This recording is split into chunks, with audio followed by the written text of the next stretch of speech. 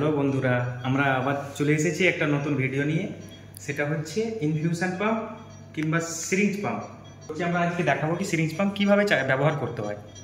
এটা হচ্ছে basically ICU, HDU, NICU, PICU, মানে এক কথায় বলা যায় কি ক্রিটিক্যাল কেয়ার মতো জায়গাতে ইউজ বেশি হয়। এটা হচ্ছে ইউজ মানে ব্যবহার কেন করি আমরা, যে কোনো ফ্লুইড, স্যালাইন কিংবা হাই অ্যান্টিবায়োটিক ইঞ্জেকশন কিংবা কোনো ধরনের ইঞ্জেকশন হচ্ছে কি 6 ml per hour, 10 ml per hour, এরকম ধরনের ইঞ্জেকশন যদি চালাতে হয় তাহলে আমরা সেটা সিরিঞ্জ পাম্প ব্যবহার করি। সিরিঞ্জ পাম্প আমরা এটার জন্যই ব্যবহার করি কি সেটা অ্যাকুরেট কিংবা সঠিক যাবে আর কি, তার জন্যই আমরা সিরিঞ্জ পাম্পটা ব্যবহার করি। যেরকম হচ্ছে আপনার এটা হচ্ছে 50 ml আমি সিরিঞ্জ নিয়েছি, যেহেতু ডিসপো, এতে আমি কিছুটা স্যালাইন নিয়ে নিয়েছি। এটা হচ্ছে আমাদের পিএমও লাইন। তো কীভাবে কানেক্ট করতে হবে, সেট করতে হবে, লাগে তো আমি সেটা দেখিয়ে দেবো আপনাদেরকে। প্রথমত আমি এটা নিডলটা ডিসকানেক্ট করলাম, তারপরে হচ্ছে আমাদের এখানে পিছনে একটা ক্যাপ লাগানো থাকে পিএমও লাইনে, সেটা খুলতে হবে। খুলে হচ্ছে আমরা এটা এখানে সেট করব। সেটা সেট করার পরে পিএমও লাইনটাকে এয়ার ফ্রি করব। দেখেন আমরা এদিকে কিছু মানে স্যালাইন বেরোতে লেগেছে, মানে এয়ার ফ্রি হয়ে গেছে আর কি। আপনারা আবার এখানে প্রশ্ন করবেন হয়তো ক্যাপ না খুলে এয়ার ফ্রি কী করে করলে।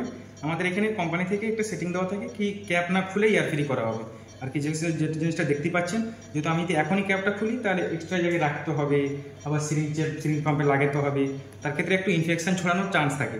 তার জন্য আমরা ক্যাপ না খুলে এয়ার ফ্রি করবো আর কি। তো সেই জিনিসটা হচ্ছে চলো আমরা কীভাবে সিরিঞ্জ পাম্পে লাগাই আর কি। যেরকম দেখতে পাচ্ছেন, প্রথমত হচ্ছে আমরা আগে সিরিঞ্জ সেট করবো। এখানে এটা হচ্ছে আমরা এদিকে পুল করব, পুল করে এদিকে হচ্ছে রাউন্ড ঘোরাবো। রাউন্ড করার পরে হচ্ছে আপনার এটা হচ্ছে প্রেস করে পিছনে টানবো। পিছনে টানার পরে হচ্ছে আপনার এটা সেট করব যত দূরে যাবে আর কি। তো আমরা হচ্ছে এখানে সেট করে দিলাম। সেট করার পরে হচ্ছে আমরা আবার এটাকে রাউন্ড ঘুরিয়ে ছেড়ে দিলাম, শুধু নিজের জায়গায় চলে গেল। আবার আমরা হচ্ছে এখানে 1 বাটন দাববো, কিছুক্ষণ প্রেস করে রাখবো। প্রেস করতে গেলে 1 হয়ে যাবে।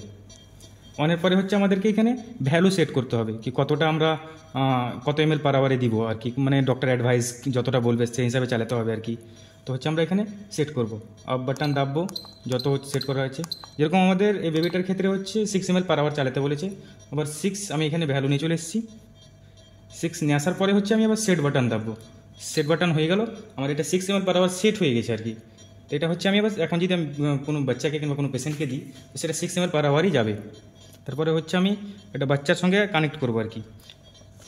যেরকম আপনারা দেখতে পাচ্ছিলেন, এটা আমি তখন খুলিনি, এই সময়তে খুলছি, এটা রিমুভ করছি। এই সময়তে আমি এটা রিমুভ করলাম, তাহলে এখন হচ্ছে ইনফেকশন হওয়ার চান্সটা খুবই কম আর কি। কানেক্ট হয়ে গেল। এবারে হচ্ছে আমরা এখানে রান কিংবা স্টপ বাটন যেটা আছে সেটা প্রেস করে দেবো, তাহলে হচ্ছে আমাদের 6 ml per hour চলতে থাকবে।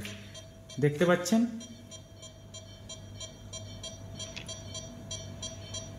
এখানে চলতে লাগলে গ্রিন লাইট জ্বলতে লাগবে। তাহলে বন্ধুরা, আমরা সিরিঞ্জ পাম্পের নিয়ে আলোচনা এখানে শেষ করছি। আপনারা সবাই ভালো থাকবেন, সুস্থ থাকবেন। খুদা হাফেজ।